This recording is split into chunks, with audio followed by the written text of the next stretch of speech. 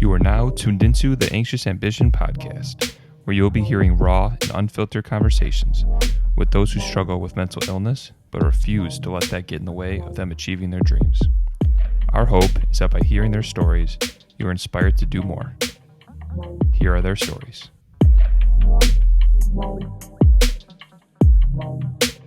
Anxious Ambition. Welcome back to another episode of the Anxious Ambition podcast. I am your host, Justin Allen, and today we have another special guest. Today's guest was diagnosed with Bipolar I disorder about 14 years ago. Over that period, he was hospitalized over 20 different times. He's now the host of the Bipolar Bachelor podcast, where he empowers others to not be defined by their diagnosis. Here to tell us his story, Jarred Madison Frey. Welcome to the show. Thank you, sir. It's a pleasure to be here. I'm happy to have you on. I know we just started linking up like a couple of weeks ago, and I'm so glad to have you on. Perfect for this. Because I've never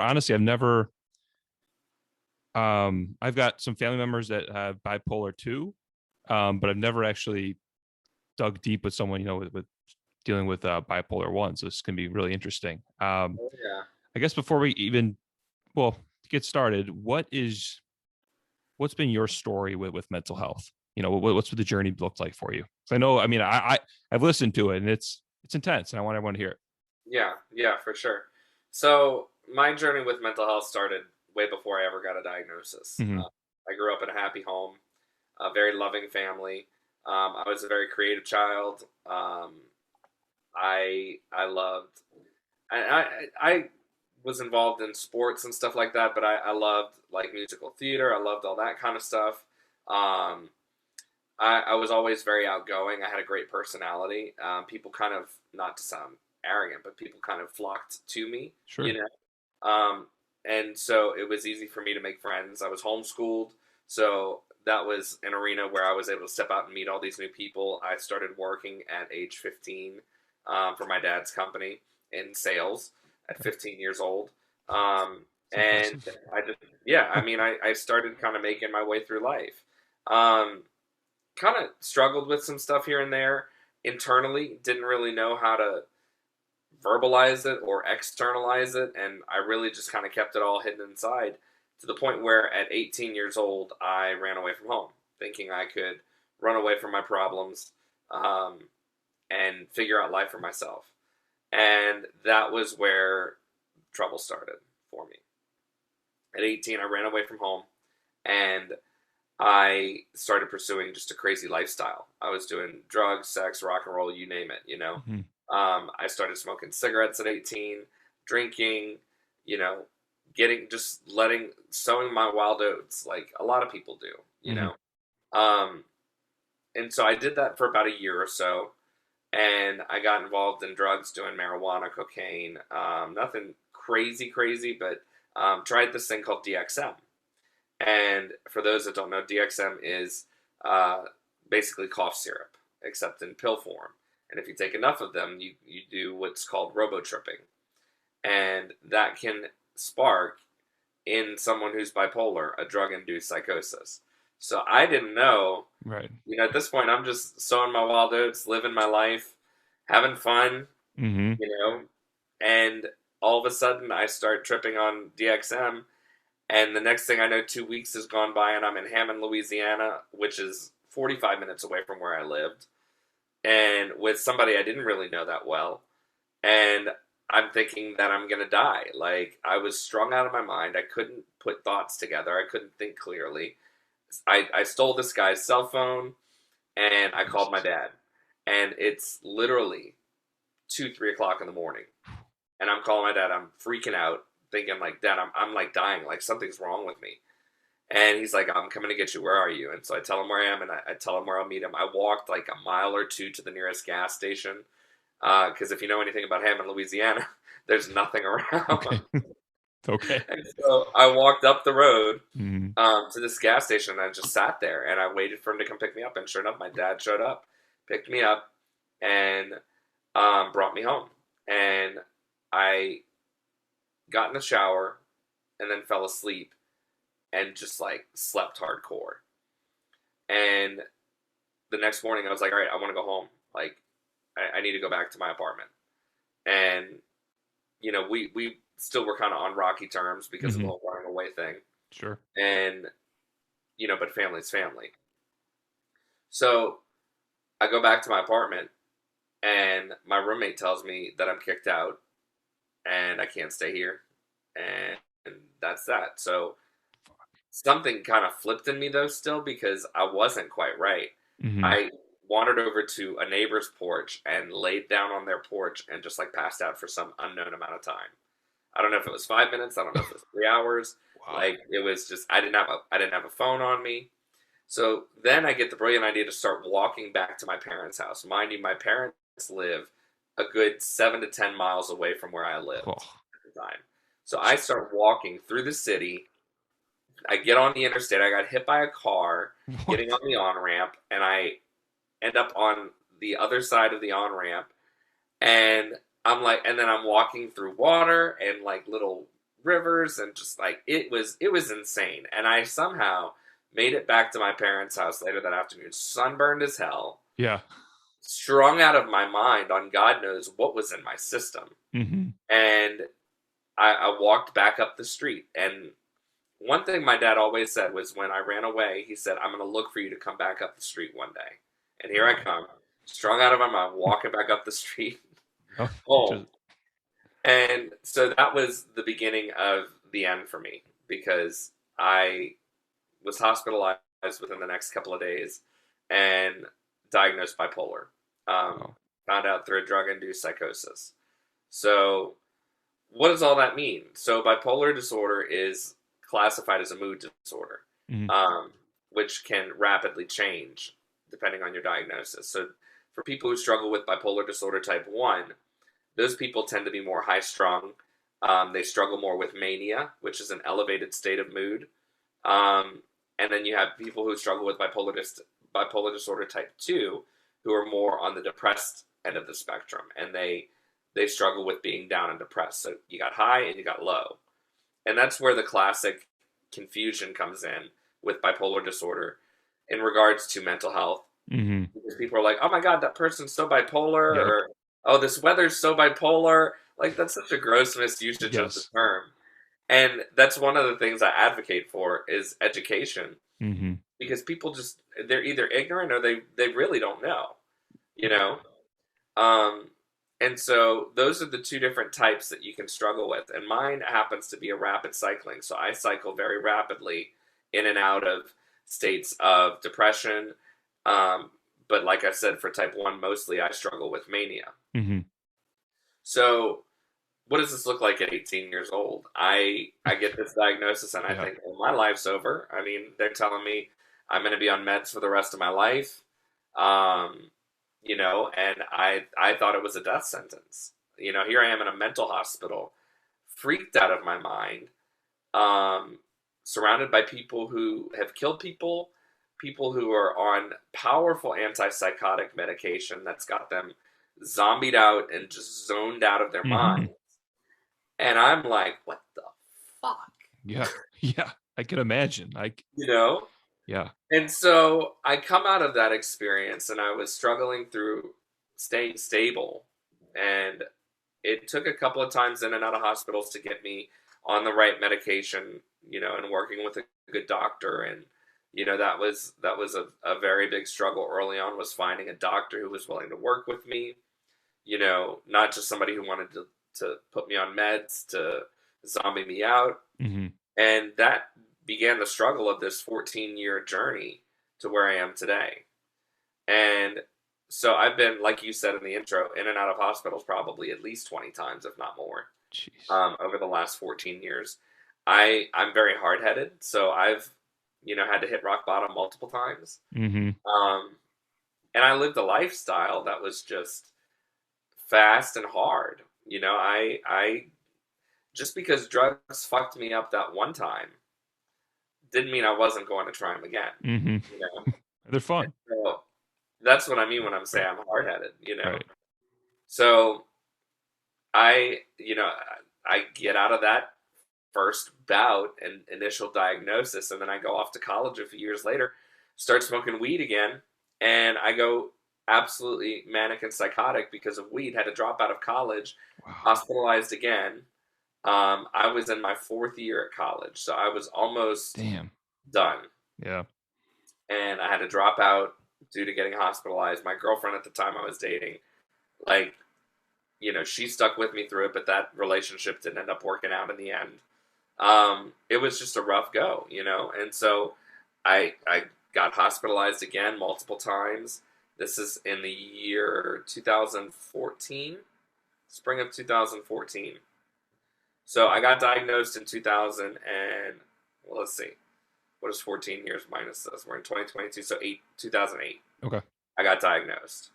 And then 2014 was when the next big cycle kind of came again. Okay.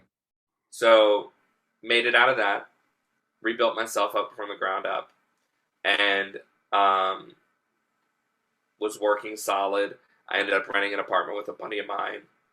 Come 2015, we're renting an apartment. 2016, we were renting a house, I'm sorry, in Metairie. And 2016 rolls around. He was smoking weed. I didn't ever touch it again. I was smoking cigarettes. I was drinking. So that factored into setting me off again on a manic streak that ended up in psychosis. So here I'll clarify what mania means and what psychosis means, because some people listening may not. Oh, right. So mania is an elevated state of mood where you're high, you're really high energy.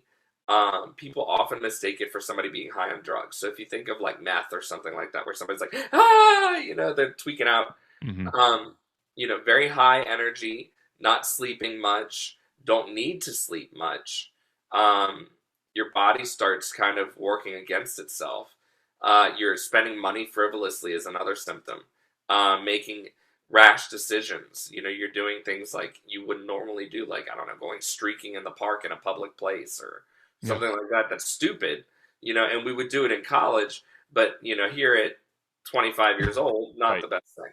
Stuff like that. You're making decisions like that. Sexuality comes into play, or sexual, like, things. If you're making risky sexual decisions and stuff like that, that's a big factor. So major symptoms of mania are those kind of things. And then what happens is mania, if it's left untreated, can almost always lead to psychosis, which is where you lose touch with reality. Wow. And you start hallucinating. You start seeing things that aren't there. You start hearing things that aren't there. You tap into this whole other realm, so to speak, and I fully believe that it's like there, like there's something there outside of just this physical connection that we have. Of course. Spiritual world, whatever you want to call it. Yeah. And it's only when you tap into that kind of space that it's like, whoa, this shit's like crazy. So I mean, I and a lot of times when someone's psychotic, they'll think they're God, or they'll think they're hearing the voice of God, or very spiritual type experiences happen in psychosis. You could see the future, you could see the past, talk to dead people, like all those kind of things are symptoms of psychosis. And so when someone loses their touch with reality, there really is no way of bringing them out of that than powerful medication and hospitalization. So you kind of get past the point of no return when you're in that kind of a state. So that started happening again in 2016 for me. I had just started a brand new job at a 5-star hotel. I was the food and beverage outlets manager, built myself up to this pinnacle of my career. Because at that point, a lot of my career had been in food and beverage. I'd been a server. I'd been a manager at a local mom and pop type place. And so I wanted to kind of expand my horizons. So I got hired on at one of the most prestigious hotels in New Orleans. And 2 weeks in, I was going, like, I was in and out of psychosis at work, which is dangerous. Are you aware of it at the time or no? If it happens now, I am. Yeah. But back then, I couldn't quite put my finger on it. I knew something was wrong, and I knew I needed to go to sleep, because sleep often resets that. Sure. You know, when you can kind of disconnect and it's like when you shut your computer, like we had to just now. You Right. shut your computer off, reset it, come back Yep. on, everything's fine. We're online. Yep. You know, that's similar. Sleep can help in those kind of situations. And so I knew I just needed to go to sleep. I'm like, I need to get out of here. I need to go to sleep. But I didn't realize, oh, you're in psychosis. Right. You need to get help. You know, and so it wasn't until I was too far gone that hospitalization was necessary and medication was necessary. So So how does that happen? Like, I mean, I'm assuming you're just not like, okay, I got to get hospitalized. Like, is this like mandated? Like someone's taking you there, someone's telling you? yeah, oftentimes it's someone else. If Yeah. it's well, as I continue on in my story, you'll find out how it's kind of unfolded for me. Mm-hmm. But for those instances, it was oftentimes my parents who were taking me. And were you Um, resistant? at times, I was in the very beginning. I mean, my dad had a friend who was a cop. He was on a SWAT team.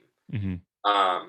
Todd is his name, and I'll never forget him because he came and saw me in Psychosis, and they weren't trying to threaten me or anything like that, but they were like they didn't know what else to do, so Right.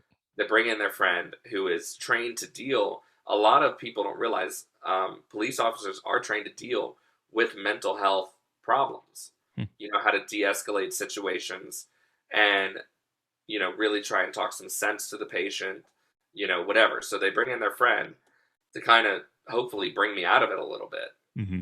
but it didn't work, So, I mean, various times I've just they've driven me to the hospital and, you get seen by a doctor and a doctor sees it off the bat Right. and admits you in. Um, so, and mental health was a nightmare in these times. Like now it's completely Right. different how Mm-hmm. it is now. So I that cycle happened again, and Okay. I was in hospitals. Um, this was the beginning. This was August of 2016. This was the beginning of an 8-month period where I was hospitalized once a month over 8 months Wow. for at least 7 to 10 days. Wow. Yeah, they couldn't get me straight. They couldn't get me to come down. The meds weren't working properly. It was miserable. It was absolutely. I just was like, is this ever going to end?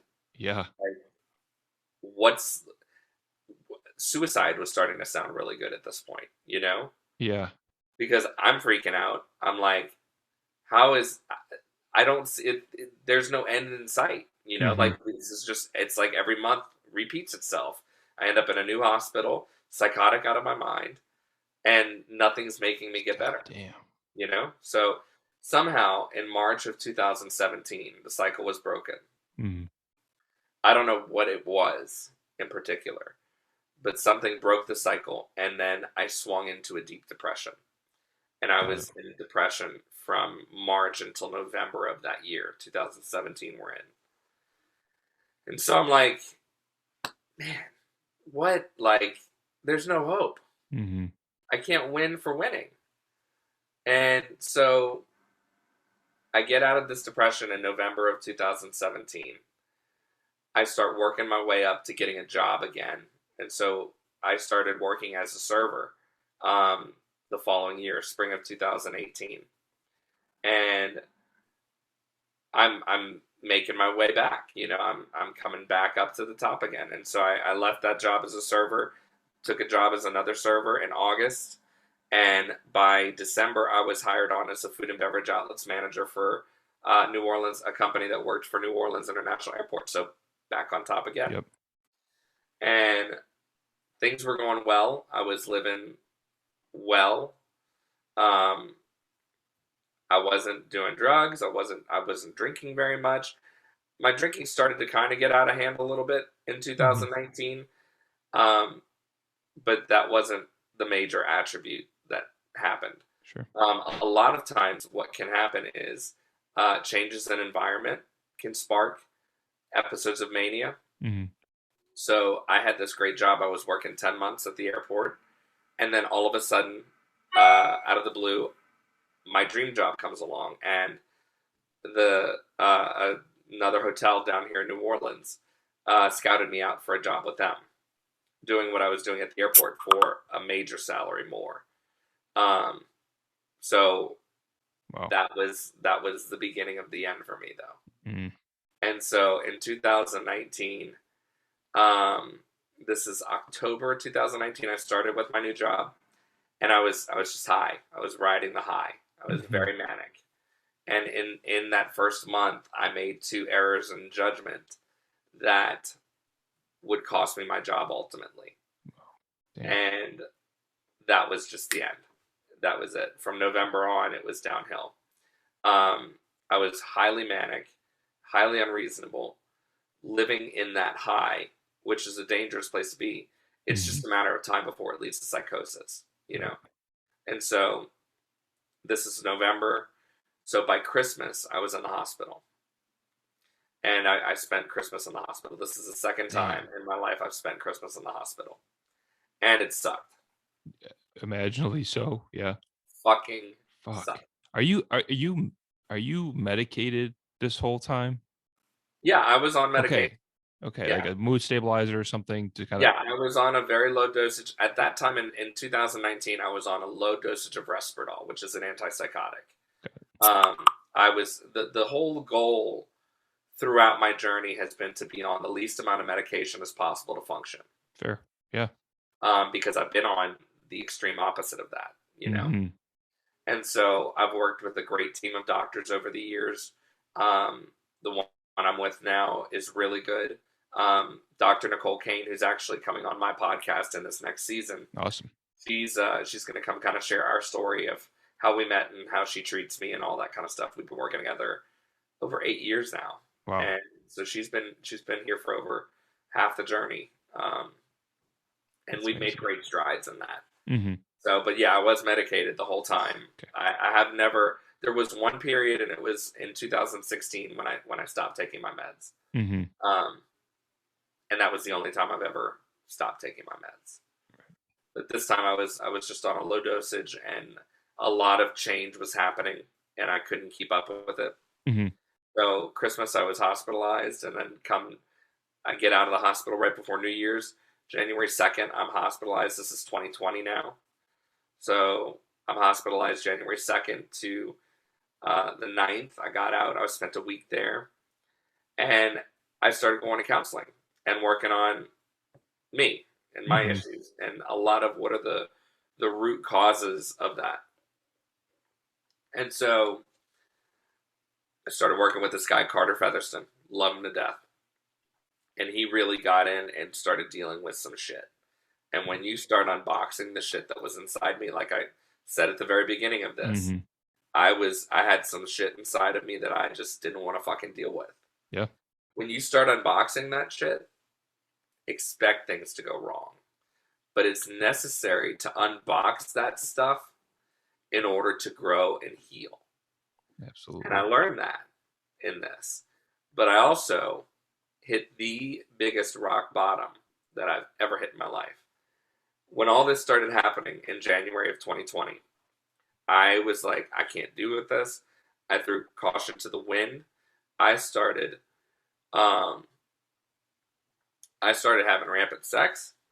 I started drugging hardcore. I did meth for the first time. I was drinking uncontrollably. I was doing cocaine, marijuana, anything. I just was sick of feeling all these things and sick of being this bipolar person, you know, and having these ups and downs and this and that and the other, hospitals, in and out of hospitals. And I was just done. I was trying to end my life because I couldn't go on as I knew it. I couldn't continue with life as I knew it. And it wasn't until we're getting into February now. I'm like, I went on a 3-day meth binge. I had orgies going on. Like it was Jesus Christ. My apartment was this apartment I hate to was laugh, a revolving door. Yeah. And I mean, I was doing all kind of risky things. I was driving to coke dens and it was nuts. It was absolutely out of control. Just self-destructing. Self-sabotage. Yeah. You know? And so I was like, well, this is it. And February 10th of 2020, I got into an altercation with my father, Oh. and he had me pinned down on the ground in front of his house. And the cops came, and they put cuffs on me, sat me in the back of the truck, and then I get transferred. They take me over to and I knew it was coming. I knew it was coming. They take me over to an ambulance, and an ambulance takes me to the hospital. And that was the longest stay I've ever had in a hospital. I was there 12 days.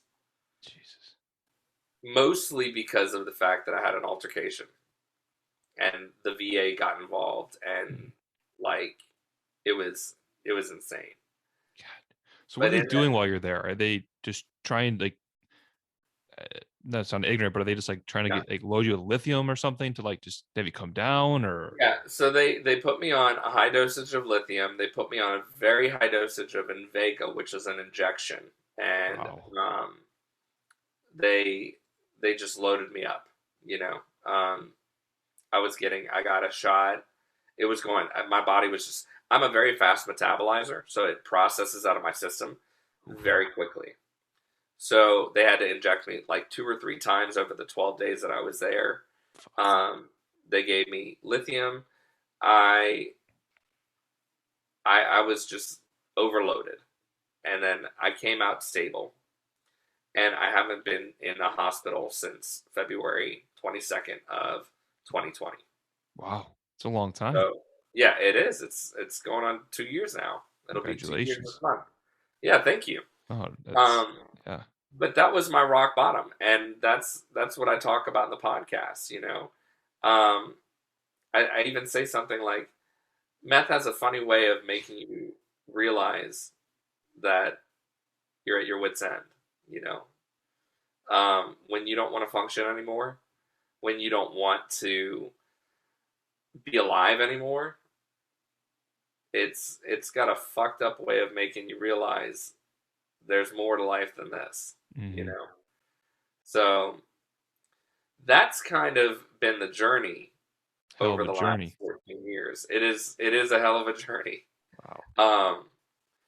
But I've come out, so I continued on with the counseling coming out of that, and then the pandemic hit. I was doing therapy once a week, and Carter did some amazing work. We got rid of some of the biggest demons in my life, that I was holding on to. And that a lot of the trauma that surrounded all of that, that was causing the bipolar cycles,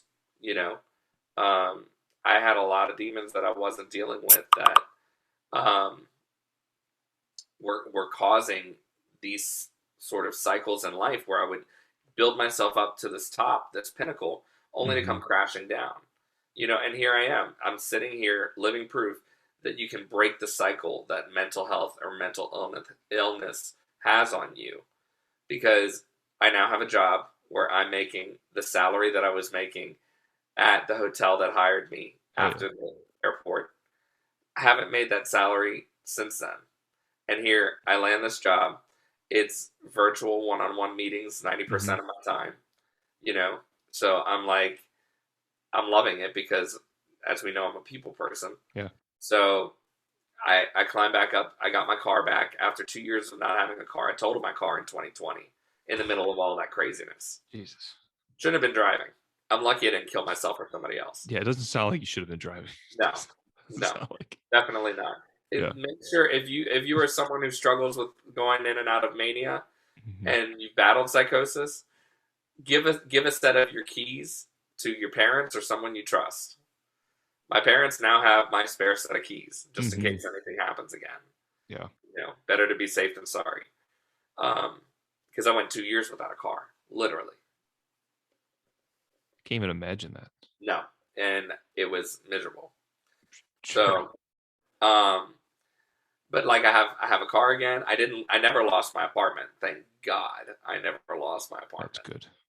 Yeah, that's good. Yeah. But I mean, my disability helped pay for that. The money I got from disability for insurance helped pay for that. So I built myself up to this top again, and because of PTSD, and not surprising, at that, I've now wondered what's going to happen next. And you know what? I'm here to say that cycle's been broken. Really? It's not going to happen again. Why are you so confident? Because I'm living it every single day. I am living out my dream. And what's keeping me centered is I don't do drugs. I hardly drink anymore. Mm-hmm. I will maybe have a drink on a special occasion, like Sure. a birthday or something. I take a lot of care, a lot of self-care. So I listen to my body. If I feel like I might start be getting manic or elevated, as I like to call it, sure, I get in touch with my doctor ASAP. We schedule a meeting. We come up with a game plan. If I start not sleeping, we have medicine in place that can help me sleep or get back on that cycle. So, and I've dealt with all the bullshit and the fuckery that I needed to deal with in my life. All that trauma that I was holding on to. All that, excuse me, all that pain I was holding on to in life, And so I finally dealt with all of that and can now be free to live this great life and to thrive and grow and flourish instead of living the fear that, oh, this is going to cycle again. I'm going to end up in hospital. Have I had moments? Absolutely. I had a moment where and you'll see it if you listen to the entire podcast season of season 1, you'll see what I'm about to say. There was a moment where I was dating a girl and I started going manic and it led to psychosis over a period of months. Didn't get hospitalized because we were able to catch it. And the team that I'm now working with is an at-home healthcare team. So they will come out and see me if they need to. They'll help me get through it. They try and keep you out of the hospital. That's their goal. But I had a moment there where a couple of months I was very manic and ended up in psychosis. But I have this sense now that I never had before that cycle is finally broken. That's awesome. So it's a freeing feeling. Man. It's a freeing feeling. Like this whole time, honestly, I'm thinking to myself, like, man, this guy is so positive about this. Like, it felt like he broke the cycle of it. Now, and whether that's true or not, or whatever, it's the fact that not that it's true. I'm saying like it could happen again, right? But what we are learning now, and what we try to talk about on here is like mental illness and mental health in general is such a trial and error. Like you're going to go through all this shit, but like what you learned over those years and learning like, okay, hey, it feels like I'm getting a little manic, toss to the doctor's game plan. It's not just fuck it, let's ride out and see what happens. It's like with anxiety, depression, like once you start catching your triggers and you start doing self-analysis and therapy, like it's not like if you never sought the counseling, you'd probably still be in the same cycle. Like people, you can't just rely on the drugs. No, I think for me, the counseling was key. Yeah. It opened up doors that I didn't want to open. But when I walked through those doors and dealt with those fuckers, that's where the freedom happened, and that's why I know I may get hospitalized again. It may happen, but it's not going to be the same way it was with these demons running amok in my head, going, keeping me in this downward spiral. That's the best way I could think of illustrating it is, just the demons we all have the skeletons in our closet, that's what really kept me in that cycle, I think, was the fact that I was stifling all this stuff that I didn't want to deal with because I was too afraid to face it. Well, here it comes time to face it. Yeah, I hit the ultimate rock bottom. But now look at me. I'm flourishing. I'm growing. And it's now living with this disorder, not it having a hold on me. Exactly. And I've learned how to watch, trigger signs. The smallest thing gets off, we start addressing it then so that it doesn't get out of hand. We're actually in the process of tapering down from lithium because lithium has proven for me that the negative side effects are outweighing the positive benefits. And so we're working our way down off of lithium to see if I can just be stable on this injection of Invega that I get. And I get that once a month. Okay. So, you know, you get a little bit of education, a little bit of drama, a little bit of comedy. That's what we're trying to do. And like what you said about living with it, it's what I talk about all the time. It's like it's accepting the anxiety, accepting the depression, accepting the bipolar, whatever it is, because I know some people say like, oh, you can beat it and this and that. It's like if your whole quest or whatever you want to, life quest is to beat it, you're gonna fucking waste your life. You Yeah. need to learn to live with it, Right. live the best life you can, with that stuff. A question I have, it's kind of a little off topic, but you're getting these jobs, great jobs, losing the job. How are you getting these jobs after? Like, I'm just thinking, like, I'm looking at a resume here. All right, 2 weeks here, 2 weeks here. Like, Yeah. how the hell did that happen? There had to be some, not want to say tomfoolery, but I want to go back to something real quick, and then I'm going to answer. Yeah. You said, what you said just now was key.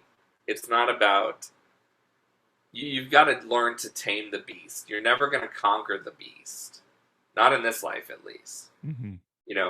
With these disorders and illnesses, they're lifelong battles that we have to constantly face.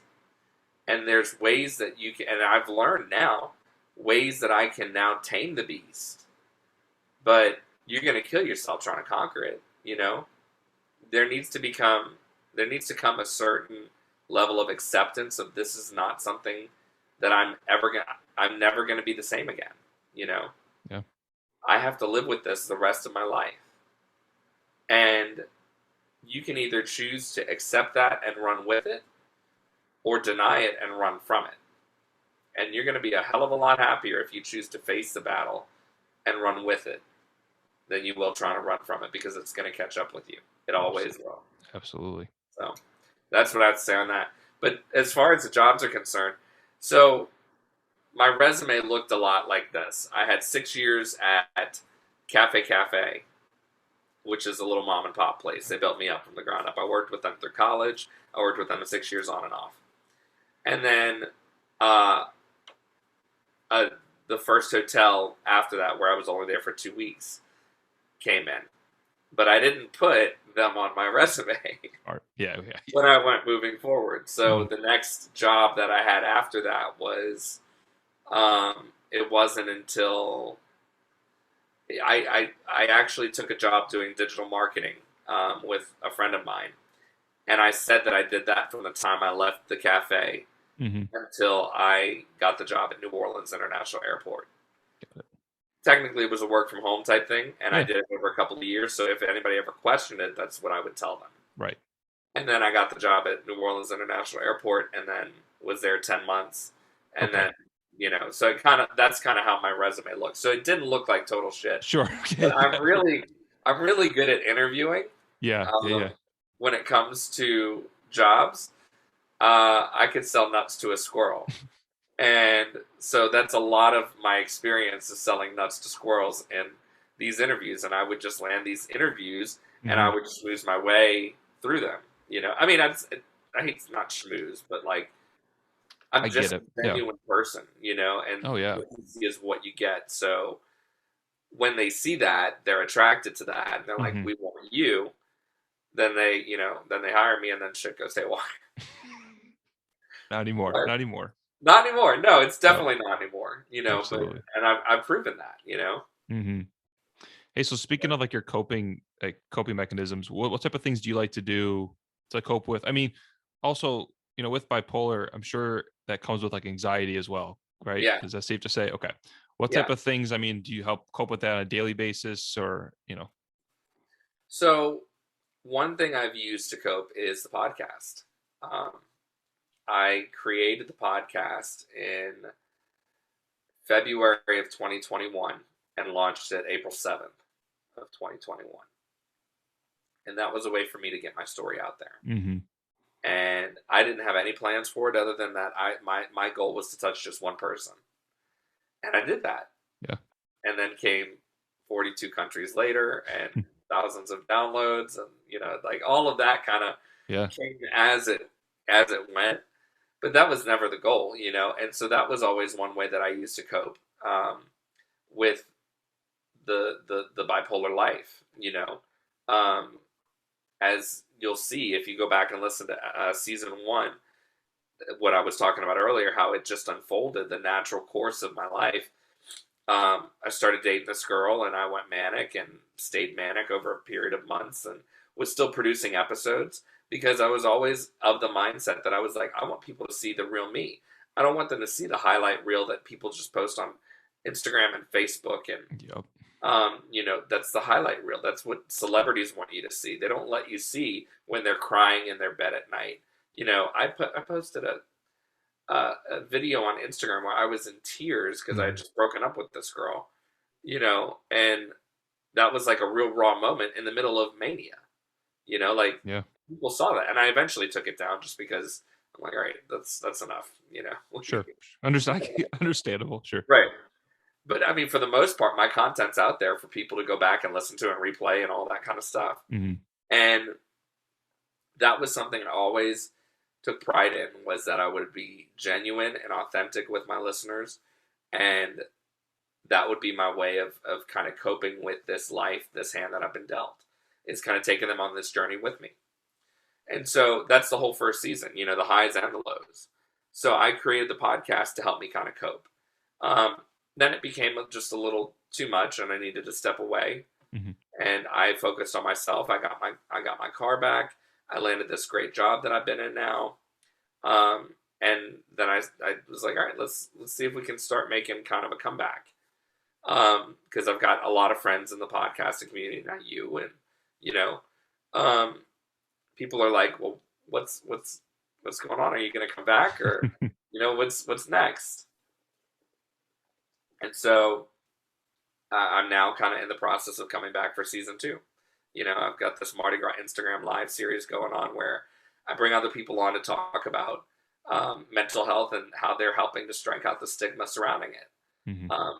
But I mean, other ways I've coped are just by being creative. When I can be creative and come up with a series like that, it allows me to put away the anxiety, to put away the negative thoughts that kind of come in, those intrusive, repetitive thoughts that we all get from time to time. Yeah. In the bipolar mind, that's really detrimental, because they just don't go away. They sit there and they fester and they go over and over again, like on a loop. It's like watching this one clip from a movie on a loop, and it's like, all right, this is getting old. Yep. So that's one way for me to kind of cope with it, is by just allowing myself to be creative and come up with things. Another way, I'll play music. That's a huge escape for me. I love listening to jazz. Okay. And jazz kind of helps kind of calm me out, and so I'll play jazz while I'm working. And in fact, it was playing up until we started recording. It's a good idea. Very Yeah, smooth. Yeah, I never think about that. Very Yeah. like very relaxing music. It is. And it's just, that's who I am. It's classy, stylish. It's timeless, So I love listening to jazz. Other ways I've coped is if I'm having trouble sleeping at night, I'll play I've got this relaxing music that I play. What is it? I don't know what it's called. If I think of it, I'll give it to you to put in notes. Absolutely.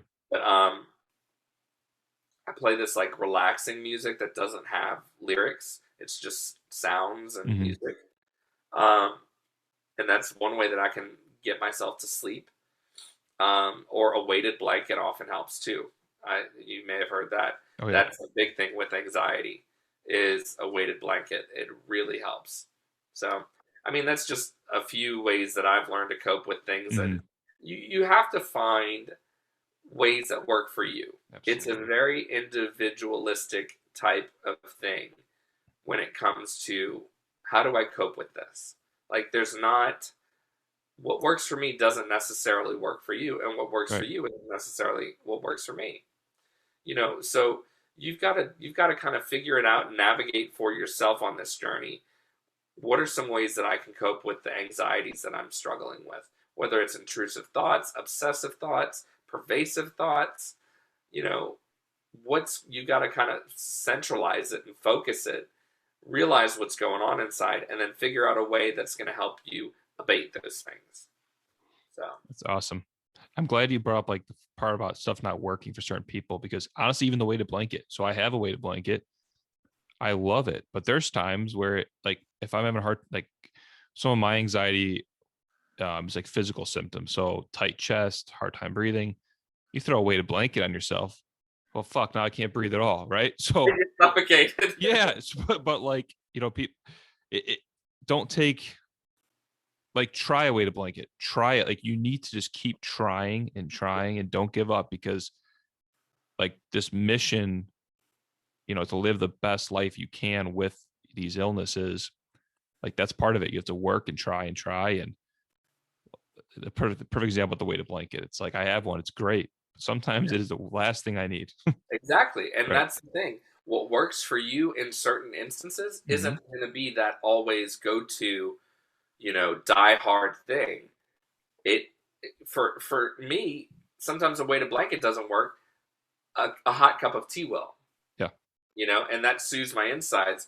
It gets rid of the tightness in the chest. I can do some breathing exercises, do some meditation, all that kind of, I mean, you just have to find what works for you in those moments. And it's a very individual thing. You can't, like, I can't say everybody go try a weighted blanket, Mhm. because like you said, it's not going to be what one size fits all. It's not one size fits all. Exactly. I got to try that tea thing, because like You need to. Tea does wonders. lately I've been having lately my anxiety's been kind of surfacing as like the tightness in the chest. It's like, so I was like, can't, like, just knowing, going through it, so many times, I know I'm fine. It's not dangerous, but it's still extremely uncomfortable. Yeah. So that's a good idea. I'm gonna try that. Get you some hot tea that you like. I've got a Yeah, whole collection right over here by my Keurig, and just sip on it. yeah. There's Dr. Kane, my naturopathic doctor Mhm. who I work with over the last 8 years. Excuse me. She talks about a 4S method. It's like sip, sense, sight, and smell, or something like Hmm. that. Change the scenery, Yeah, whatever you need to do. I like that. So before we kind of get into our last couple questions, Yeah. well, what's some advice you would give someone that's, maybe just got diagnosed with bipolar? So, Buckle up. yeah, buckle up, Buttercup. Yeah. Um, that's a great question, and I love that question when I get it, because if I could give myself the same advice, 14 years ago now, man, it would look differently.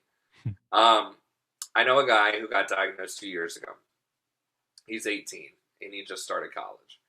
And I'm going to give you guys the same advice that I gave him. That no matter how hard it gets, no matter where your road leads you, no matter the journey you take, there is always hope. And you have to hold on to hope. Because without hope, you've got nothing. Without hope, you're dead. Yeah. And it may be the hardest thing. You're going to have to walk through some very difficult times with this diagnosis. And you may get to your wit's end and feel like you absolutely want to die. I've been there. I've been there before. But the underlying theme in my life is that there has always been hope, even when I'm at the bottom of the pit. So, as far as advice, my advice is that you hold on to hope no matter what. Yeah. Hold on to it and don't let go. Because that's all that's going to get you through. It's perfect. Simple yet perfect. And I can go for honestly, anyone in any situation, but Absolutely. it's the truth. Yeah. Yeah. I've been through some shit, Mm-hmm. now, I mean, you listen to episode 1, you've heard me tell the story live now, Yeah. and I I've held on to hope my entire life, and it's finally paying off.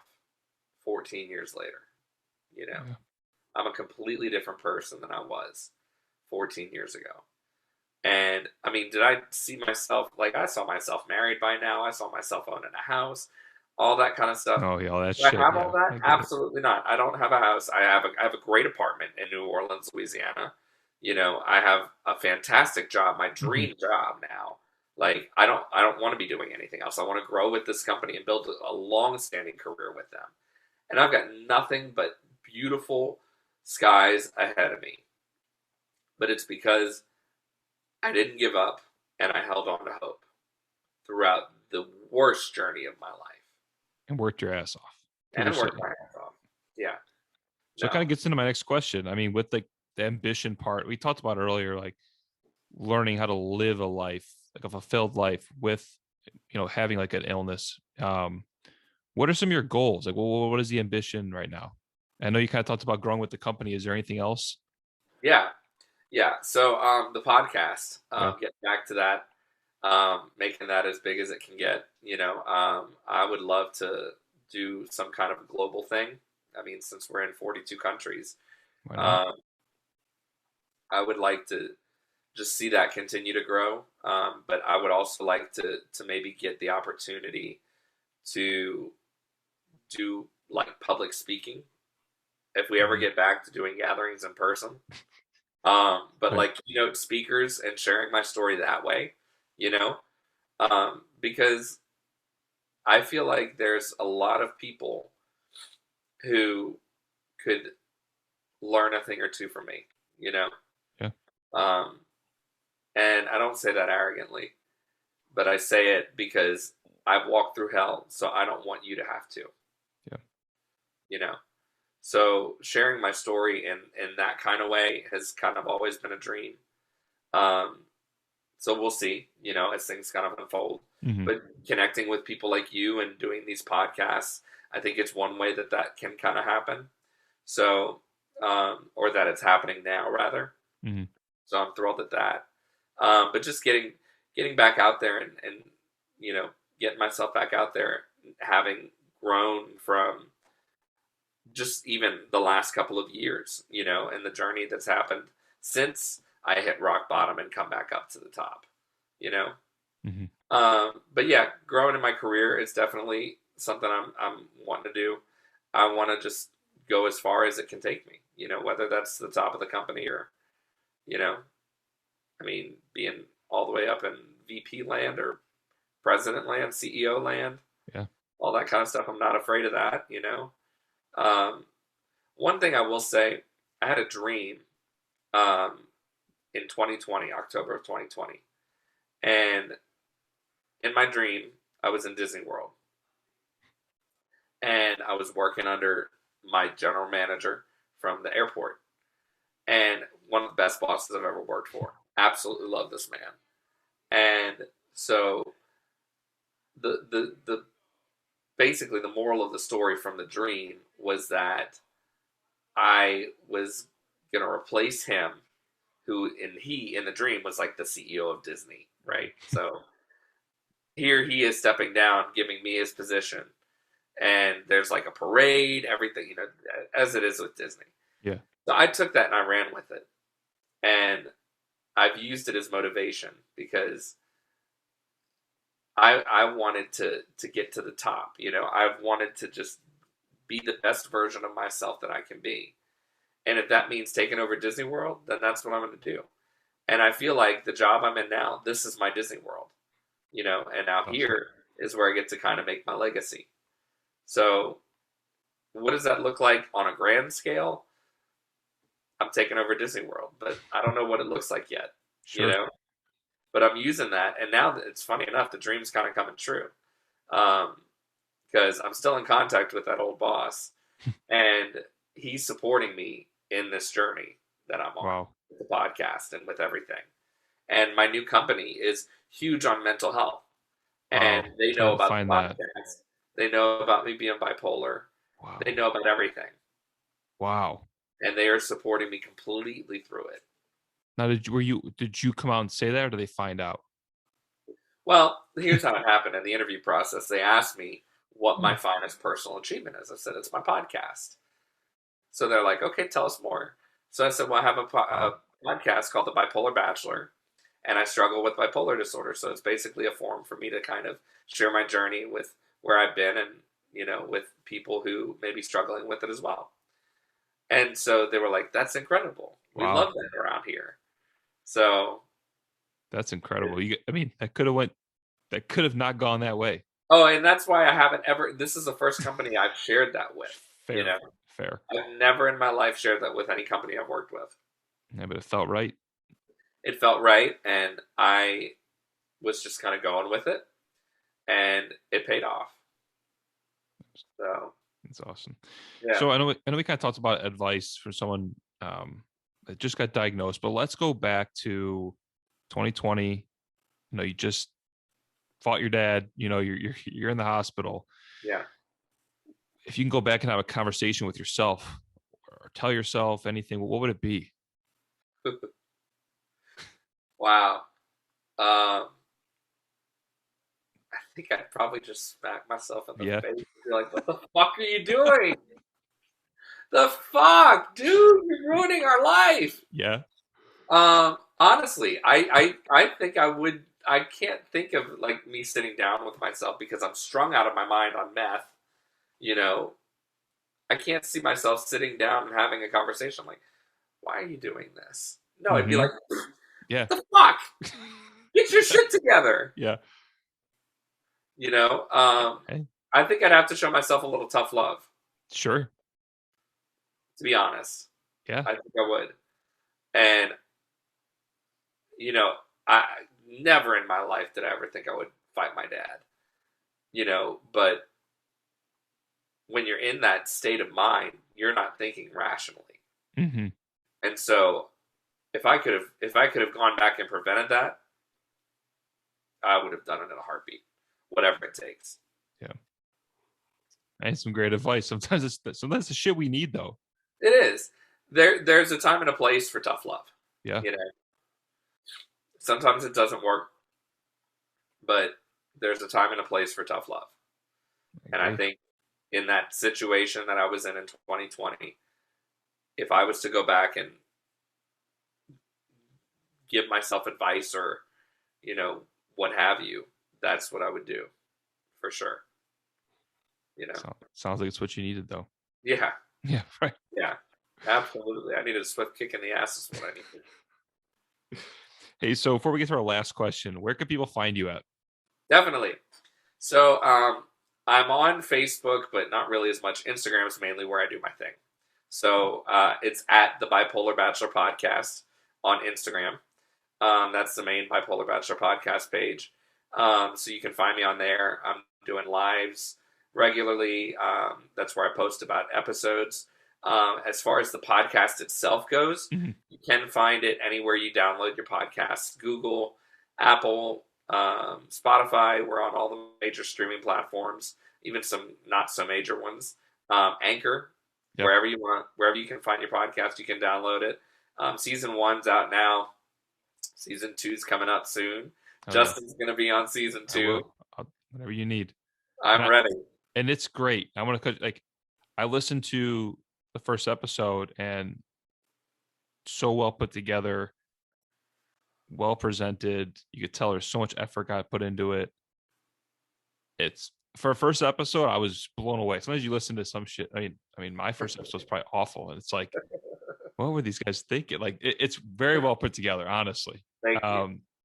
Anyone should go listen to it. It's not like I don't suffer with bipolar 1. At least I don't think so. But I was very well entertained, educated, inspired.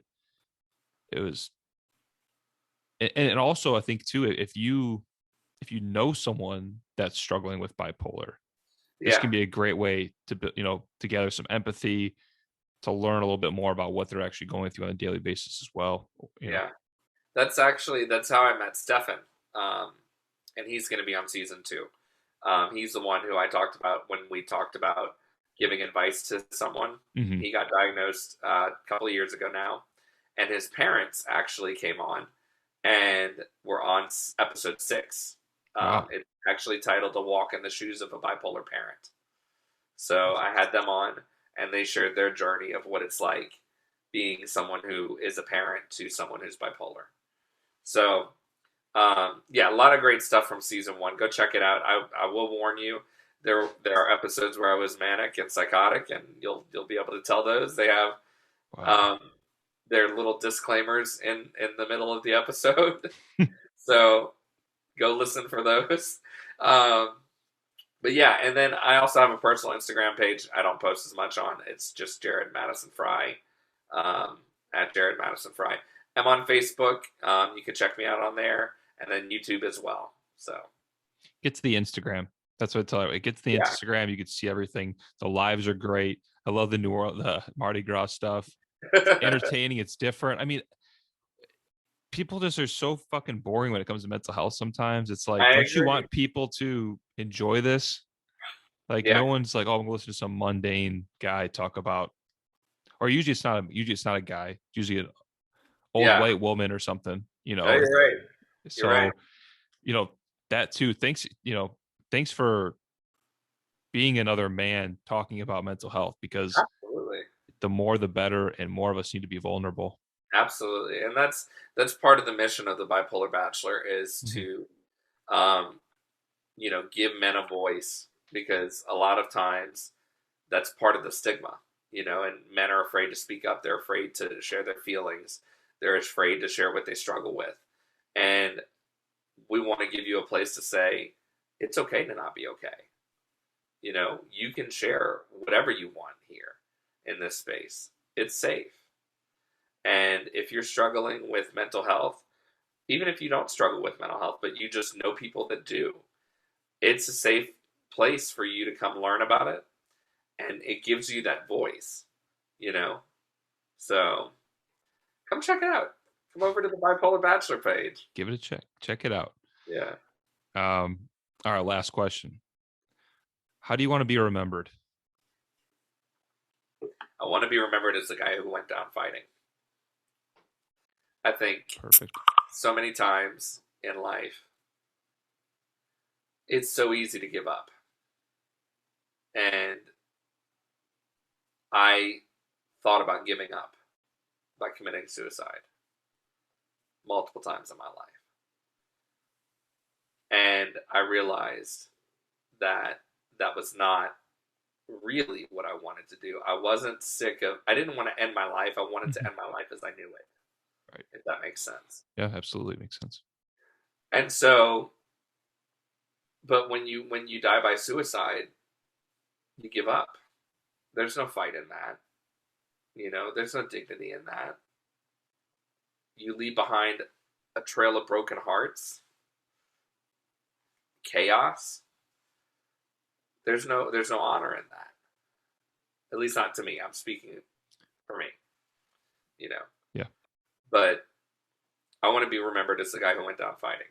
So that whenever I die at 60, 70, 80, 90 years old, Say, don't sell yourself short. Yeah. I fought till the end, Um, so that's how I want to be remembered. That's a great question. Thank you. Well, the answer is perfect. And it just honestly ties everything together, because that's exactly what you are doing. Clearly, you fought, continue to fight. I want to thank you for coming on and not like telling your story, because hearing all that and hearing that you were suicidal, it's like, to be honest, people should understand that, hearing what you went through, and just continue to fight and fight. And even, people that are, starting to struggle or have been struggling for years, you still need to have that hope that you're talking about, because there is that light at the end of the tunnel. It might not be a month from now, it could be years from now. Right. But you can live a better life along that way, by putting the work in. Like, you can't just sit on your ass.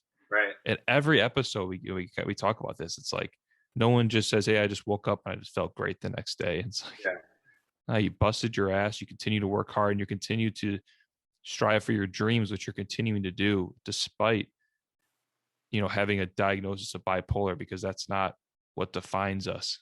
Right. Absolutely. So, I just want to say thank you for coming on, man. I really, really appreciate it. And Thank you for having me. no, of course.